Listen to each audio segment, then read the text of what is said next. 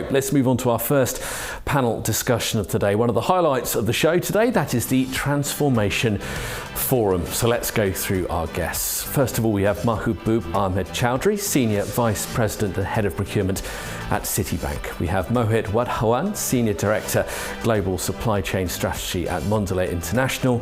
Malu Luisa Alvendia, Chief Supply Chain Officer at Meralco. And also we have Alberto Medina, founder of Telescope Group. A warm welcome to all of you. Thank you so much for joining us here today at Procurement and Supply Chain Live Singapore. How are you all? Yes. Fine. Okay. Very well. Thank you. Very good indeed. Right, we have an awful lot to cover as this is an incredibly broad topic, so we'll try and keep this to time if we possibly can. It's always a struggle, but let's have a go. First of all, let's look at the key challenges that organisations face when they're going through any kind of transformation programme. Let's divide down some of those. Mahbub, we'll start with you on this question and then I'll open up to the rest of the panel. Sorry, please repeat. We're looking at the key challenges that organisations face when they're going through a transformation programme. Yes, any transformation, there are main challenges. First challenge is resource. So what it means, resource, then lack of required workforce. Then workforce not equipped, and then new digitalization transformation. And another thing is mindset of the workforce. So if you go for human resource, so these three things, challenges to start any transformation, and it's in every sphere. If within your team means in procurement team also, you have to change your resource mindset, resource capability in the user function as well as your partner supplier. This resource, that's the main and first challenge. Then come to, it's related to the human resource as well, resistance to change. This is a human being, they resist to any change. So that's any transformation, any digitalization, we have to overcome this resistance through basically, the change, the mindset, awareness going to the human resource, or the perfect or eligible resource put in the driving seat of the transformation. Then another challenge comes that fairness or security risks. People think if you go to the digitalization, there have a risk of your data, data leakage or theft of data, and so that's also basically related to the knowledge and awareness. So a lot of security product have that your data or your product will secure, but again people mindset, they have a chance to obviously they have a hacker and they have a chance, but they have a preventive measure as well. Another challenge, this is geographical challenge. Geographical challenge means countrywide there is some regulation. So as per regulation, you can do a lot of things digitalized. If we say about Bangladesh country perspective, there is a regulation that you have till they are not allowed to digital sign, and in regulation in banking sector they have some regulated some document you have to preserve for 15 years, 10 years. So there's a barrier to digitalize all these things. This is the total digitalized side challenges. And if you see the process and this transformation, there are also people have the mindset what he is doing manually. He want exact things in digitalized, which is actually impractical. So that's another challenge when you transform your process. And in some country basis there have a internet broadband communication. If you want to go digitalize, not only your organization, total countrywide or total community have this infrastructure. That means where your stakeholder, your supplier and vendor. So that's a broader sense of challenges. Yeah, certainly a wide range of challenges there. If we can go to you next, Mohit, please. Sure. Yeah, no, I think, again, Mahmood made some very good points around people, especially. And for me, there are three fundamental areas of change that need to be aligned for any transformation. People, process, and technology. One of the things that Mahmood talked about, people in terms of resistance to change, substantial investment that's required in talent development. In terms of process, I think it's important to understand the process complexity, simplify some of those processes, because if we keep the change down to one or two verticals of change, it's easier versus changing a substantial amount of process, people, and technology at the same point in time. So, and aligning cross-functional teams to some of these new processes. And from a technology perspective, really integration with current systems, navigating the regulatory compliance requirements. I think these are some of the challenges that you face in any kind of transformation, whether it's in procurement, supply chain, if you look at organization-wide change. In my mind, again, the order of alignment in which this is done is fairly important. You can't put the cart before the horse. So it's important to get the right people in, set up the right structure, and then go towards process definition, technology deployment, etc. as well. Myriads of examples I have in my personal career as well, where we have seen that we have been trying to leapfrog a generation technology, but without the right people in place, without the right structure in place, it only led to alienation of internal talent many times when you looked at some of these transformations. And the way to make it work was to make sure that people who were going to drive this transformation were part of the initial core as well.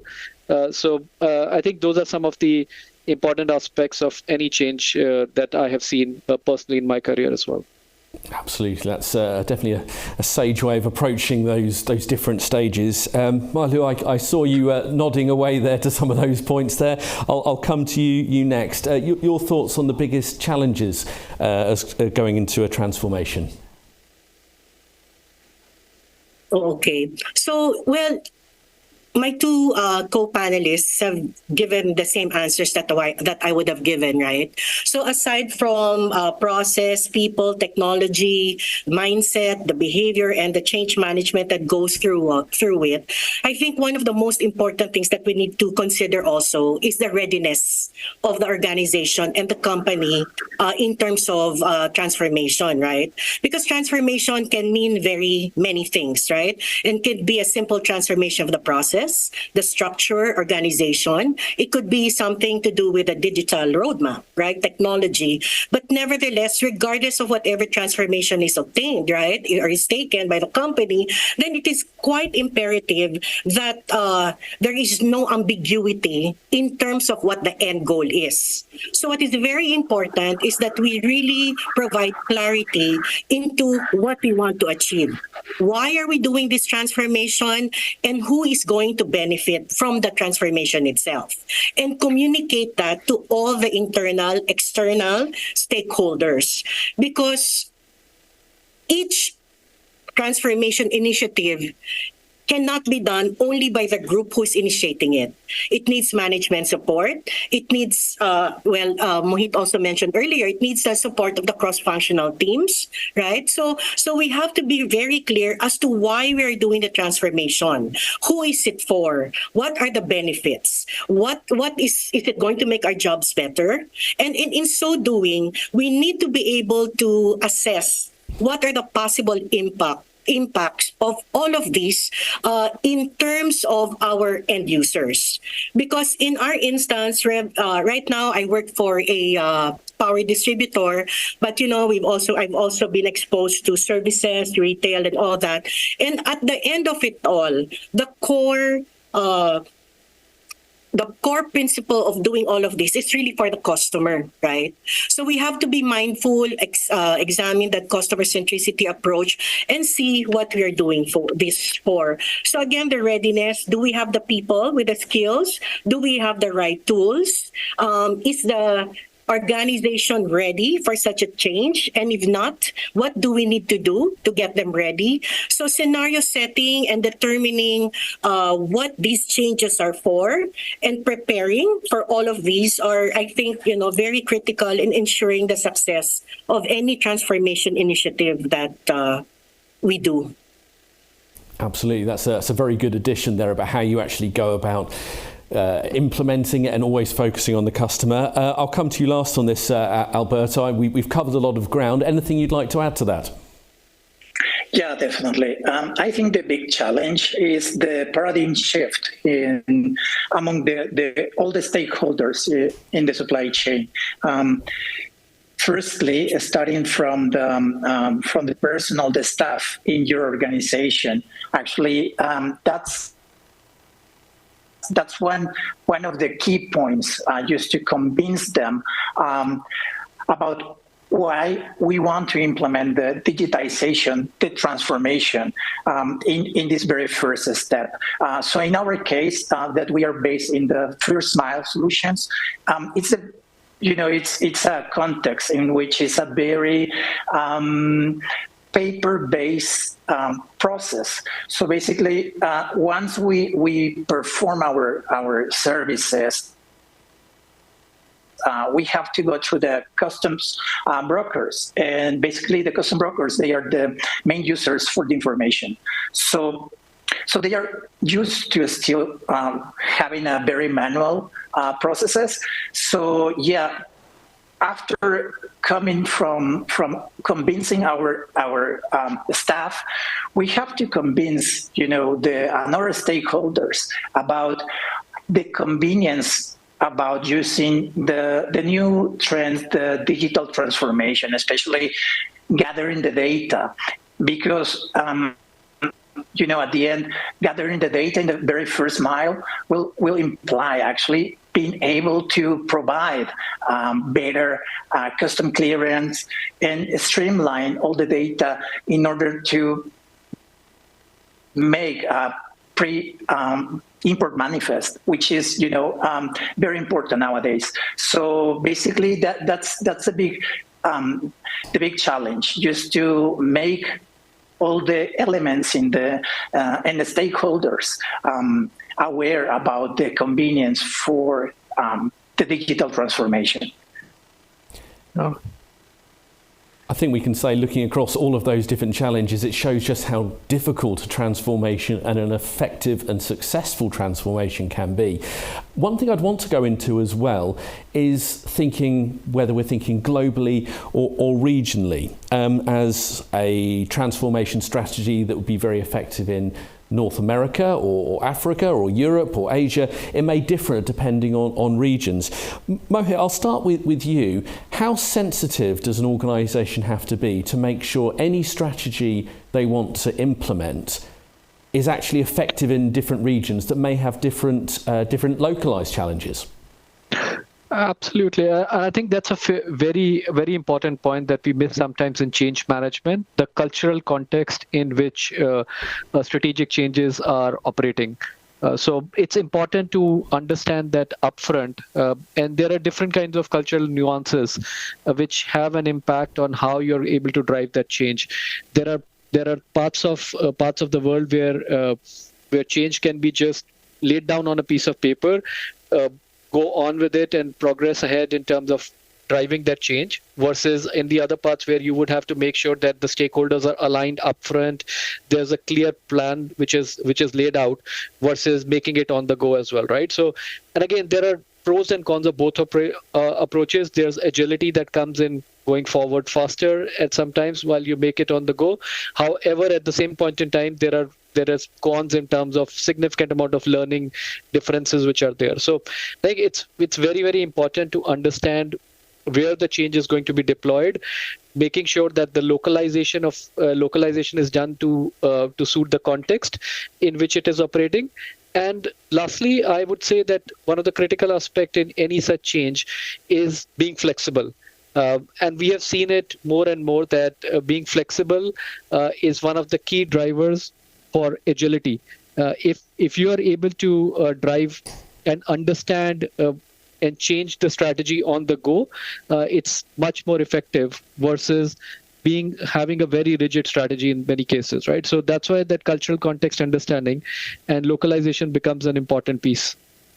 Maria, we'll come to you next on that. Do you feel it's critical to make sure that you appreciate the different challenges affecting different regions you might work in?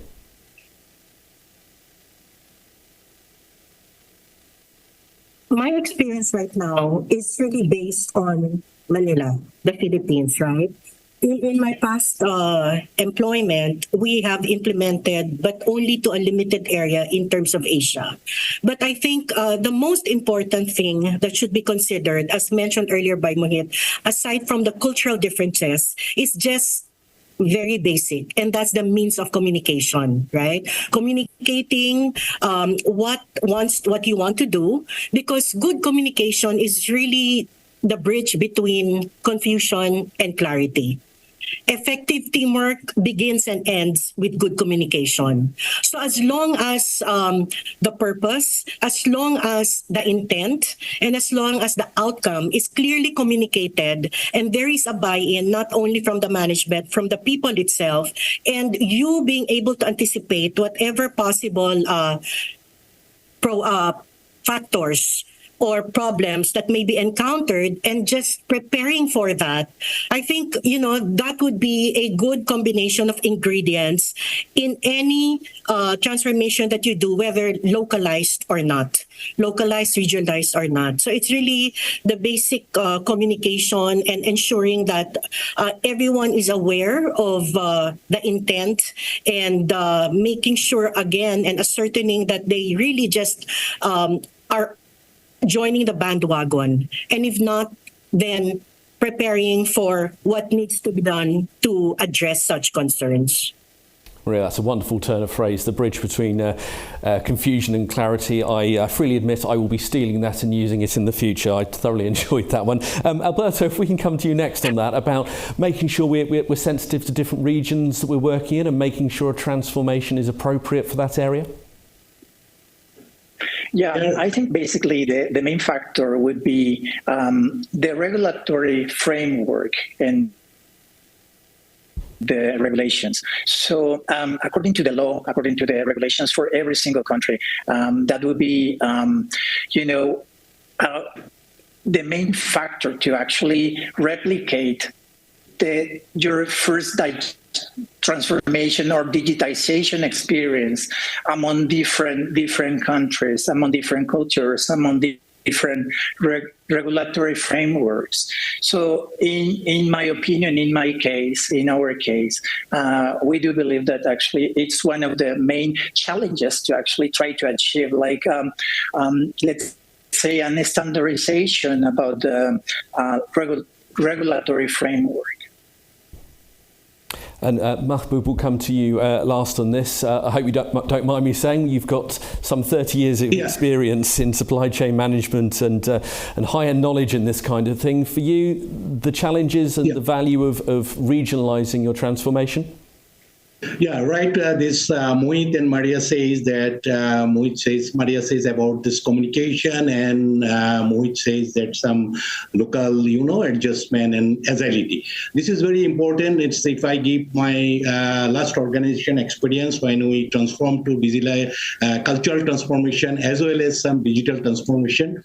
In global context, we just face few problems that we just make them understand our local culture and local regulator law.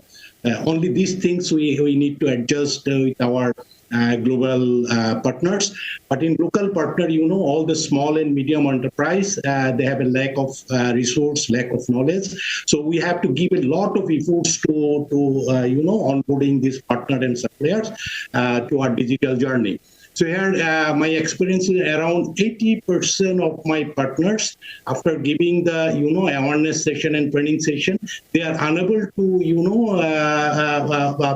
onboarding the system, and we bring them and our assigned person help them to onboard the system. So this is the main problem.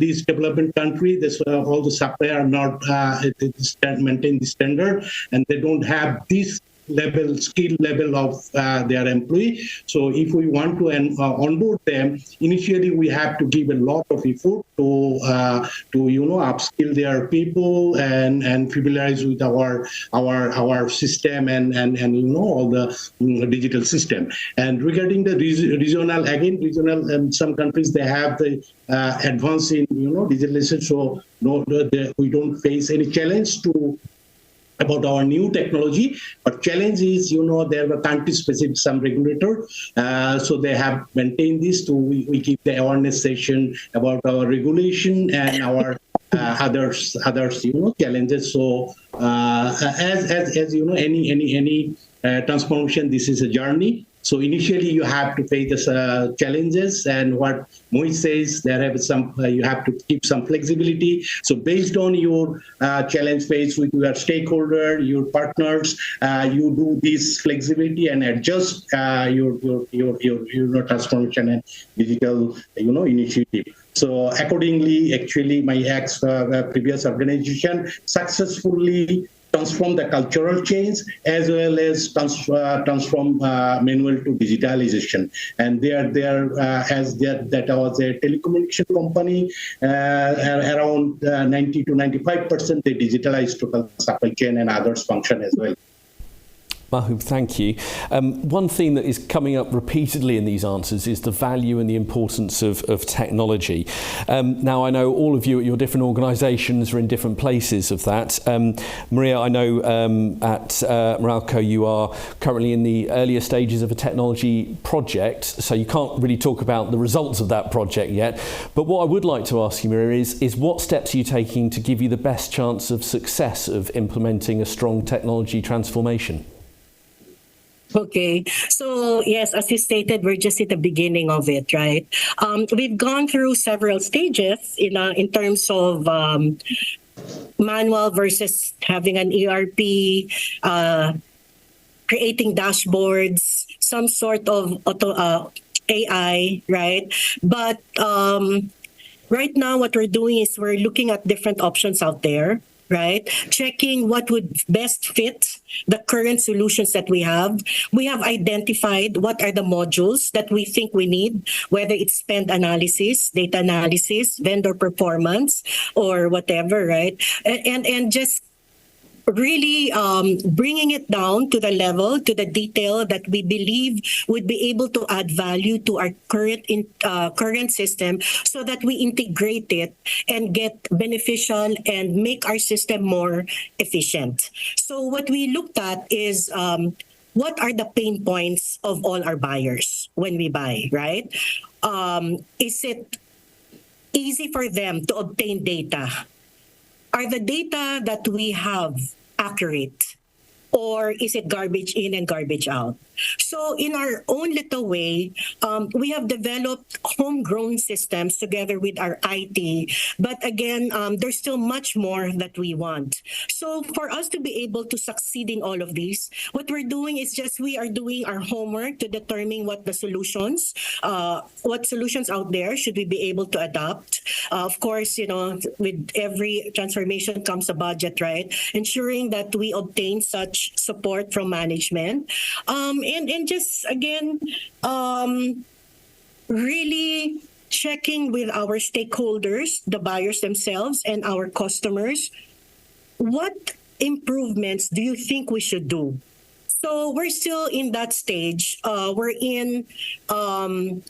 still trying to set up that roadmap, because if I were to rate our journey from 1 to 10, we're probably just in 3 or 4. And whatever we have attained in as of now, we have a lot of homegrown systems, which is not the ideal, right? We want systems that are quick, efficient, easy to manage. So we will continue to determine what our needs are, get the support of our management, get the required budget, and then communicate to our internal and external stakeholders the way that we normally do, which is usually through meetings, coordination, discussions, roadshows, and all that. But we're excited. We're excited to see where we can take it. Absolutely exciting times. And learn from all of you. Alberto Medina, founder at Telescope Group, if we can come to you next. Obviously, technology is critical to what you do there. For you, how vital is it that the technology is right in a transformation? Yeah, basically, we are in a very virgin field, which is the first mile of supply chain. So as mentioned before, the first mile is the least digitized part part of the whole supply chain. So after, let's say, more than 10 years, more than a decade of experience in the container loading inspection services, and after inspecting more than 250,000 containers, we came with the idea that actually digitization was a real solution to bring visibility and create a window for our customers about what is going on, what is happening during the loading events. So by embracing digital transformation in the very first mile of the supply chain, we eliminate bottlenecks and enhance operational agility, thereby leading to faster customs clearance times, reduced lead times in general.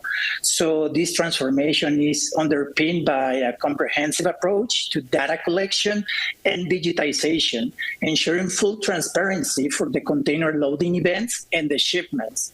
So one of the advantages of our digitization efforts is the creation of a digital identity for each component involved in the first mile, from POs, purchase orders, the container details, weather conditions, geolocation, you name it.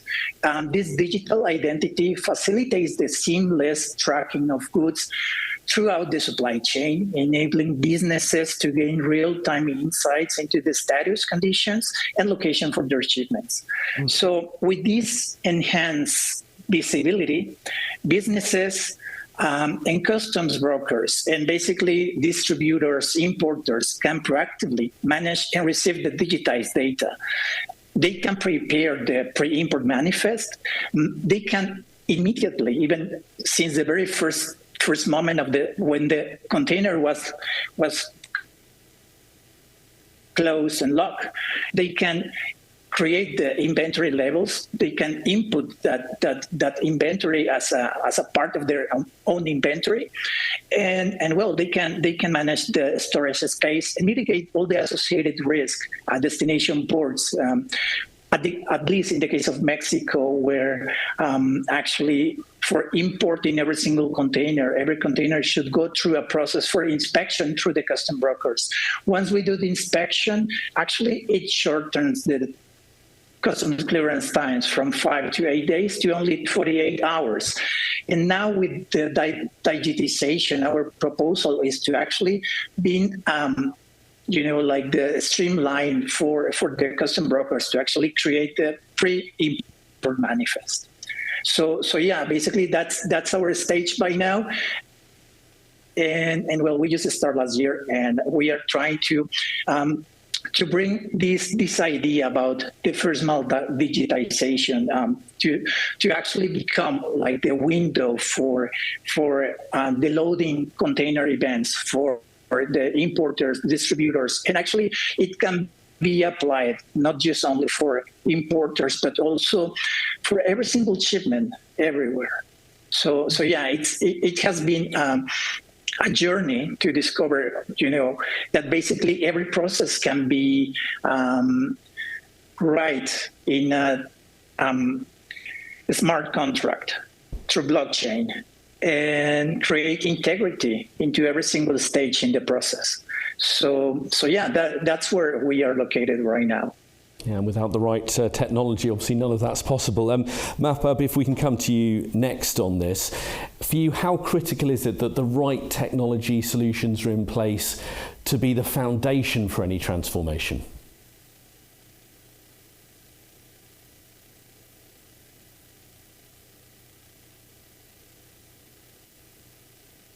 I'm sorry. Mahbub, did you hear me there? That was how critical the right technology is to have the foundation for a transformation. Yeah, may I answer? Yes, Mahbub, thank you. Yeah. So, though significant impact digitalization in supply chain, but in many organizations we are far behind, to digitalize others' business area. So organization always give the less priority to digitalized supply chain. But after the COVID, we see this situation puts the organization to digitalize their process and this, that. the business who have the direct interaction to the customer, like the logistic company, all the logistic company worldwide, say they are far digitalized than other function of the supply chain in worldwide as well as localized. If you see the logistic and distribution company, they have a total order tracking system, proper visibility, and proper, disseminate the information, real-time information you are getting. If you get the example of DHL and Homebound, this is the international global logistic company. In local company also in Bangladesh, after the COVID scenario, all the logistic company, they digitalize themselves. So any order, pick, when it was delivery, and where it is, and when it delivered to the customer in, so they digitalize. So if you think in that area, this far advanced in digital position. And another supply chain portion, this if you see this using the AI and data analysis, this company using for their forecasting, which big company earlier, how they create product, how they forecast. They assign some research company and their geographic and demographic analysis. They give a total data for forecasting and next planning. But nowadays, maximum company use these data analytics and AI to analyze all the previous data. Even they can analyze the behavior, customer behavior, and whether also to design any product.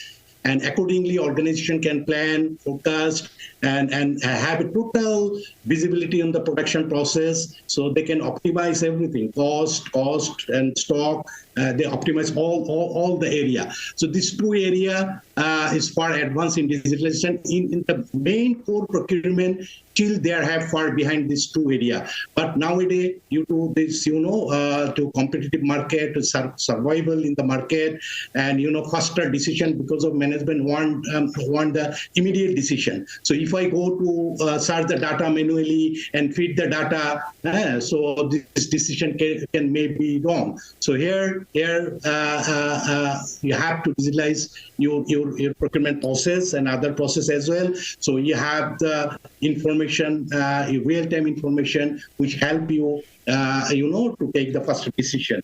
Here again, question which technology you took.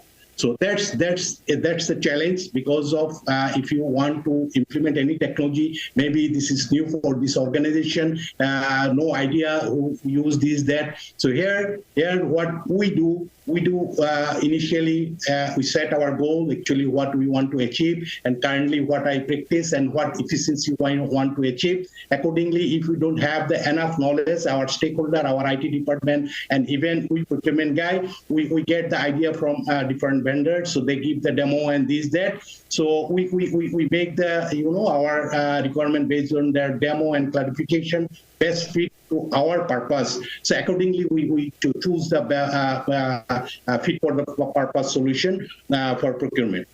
Absolutely. So accordingly, we then we do the gap analysis, our existing system and what they provide, and find out and fine tuning, and finally go for implementing the system. Absolutely, is picking that right solution. Mohit, if we can come to you last on this one. Obviously, the Mondelez International supply chain is enormous, and I don't even think that's a big enough word. It's I'm not sure if a word is big enough that's been invented yet. To be able to really work that supply chain efficiently, you have to have a fantastic technological solution in place to help with those transformations. What have you learned at Mondelez about making sure the technical solutions you have in place are fit for purpose and always improving? Yeah, I think that's an excellent point, as mentioned by a few of our other panelists as well. In my opinion, one of the things that we have seen a change is technology has become from mere enabler to a strategic driver of efficiency and innovation. So if you consider technology as a strategic driver, and that's the space that we operate in, you have to consider that as that driver, it needs to have the absolute best vehicle in place.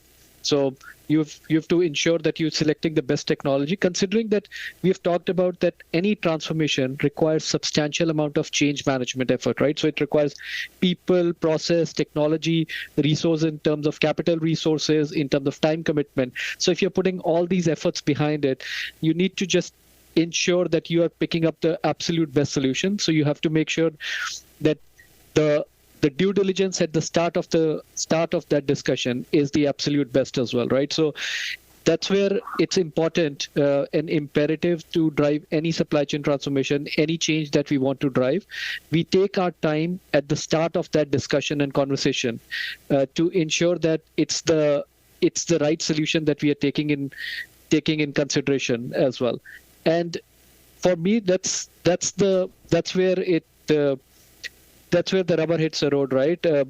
Whether we talk about all the advanced technologies such as AI, Internet of Things, blockchain, which enables so many different things. But if the why of that change is not clear, then the technological solution that we get into would not necessarily be the most optimal solution, right? So the why of the change has to be very clear so that you can match the technology to the real need. And in that process, you can drive the maximum efficiency and innovation out of your supply chain processes. We are very nearly up to time, so I'll do one final question. If you could all try to keep your answers to around 30 seconds, I would be very grateful. And one thing we've spoken a lot about is buy-in, whether that's internally within an organisation to buy into the transformation and buy-in with the rest of your supply chain.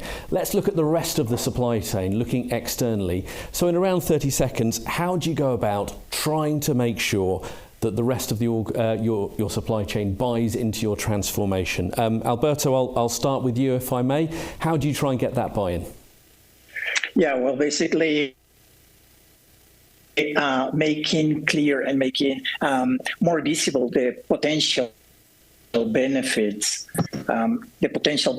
for their the incorporation for the digital transformation, especially in the first mile. It's very very paper based still. So it's the main challenge actually to make the rest of the stakeholders to buy into the technology. But once they are convinced, they just love it. And yeah, basically all the benefits that digital transformation brings into the first mile in supply chain, definitely it's way more the benefits than the cost. Absolutely. Mahbub, if we can come to you next, please, just in 30 seconds. How do you get that buy-in from the rest of your supply chain? Oh, okay. Just really by communicating.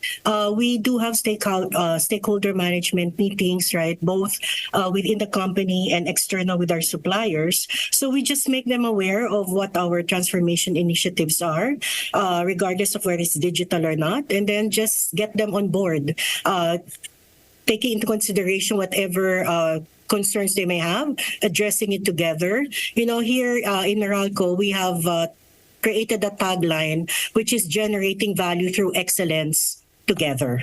So we do everything together and just make sure that we are aware of all the concerns and tackle as they come.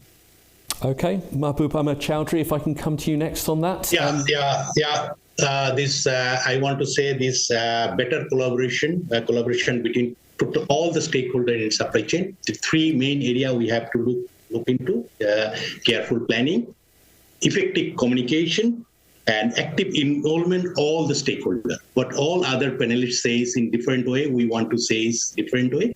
These are the three main areas to make successful any awesome transformation. Yeah.